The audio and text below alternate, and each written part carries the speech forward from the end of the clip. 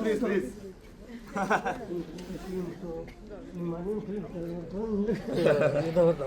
Okay, next ಇನ್ನೊಂದು ಹೇಳ್ತೀರ. ನಾನು ಫಸ್ಟು ಈಗ ಹೇಳ್ತೀನಿ. ಈಗ ಅಪ್ಪು ಸರ್ ಹೋದ್ಮೇಲೆ ಕನ್ನಡ ಇಂಡಸ್ಟ್ರಿ ತುಂಬ ಲಾಸ್ ಆಗಿದೆ, ಇದೆಲ್ಲರಿಗೂ ಗೊತ್ತಿರೋ ವಿಷಯನೇ.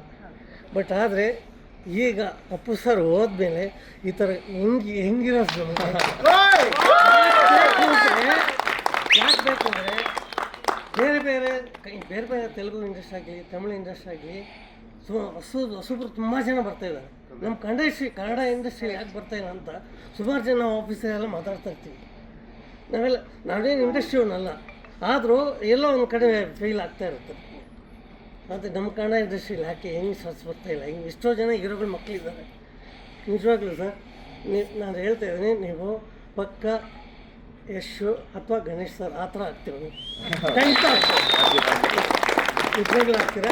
ನಿಜವಾಗ್ಲೇ ಫಸ್ಟ್ ನಿಮ್ಮ ಮನೆಯ ಜೊತೆ ಎಲ್ಲ ನಾನು 2 ಫಿಲ್ಮ್ ನೋಡಿದ್ದೀನಿ ನಾನು. ಬಟ್ ಈ ಫಿಲ್ಮಿಂದ ನೆಕ್ಸ್ಟ್ ತುಂಬ ಸಿಕ್ಕಾಗ್ಬಿಡ್ತಾರೆ. Thank you sir.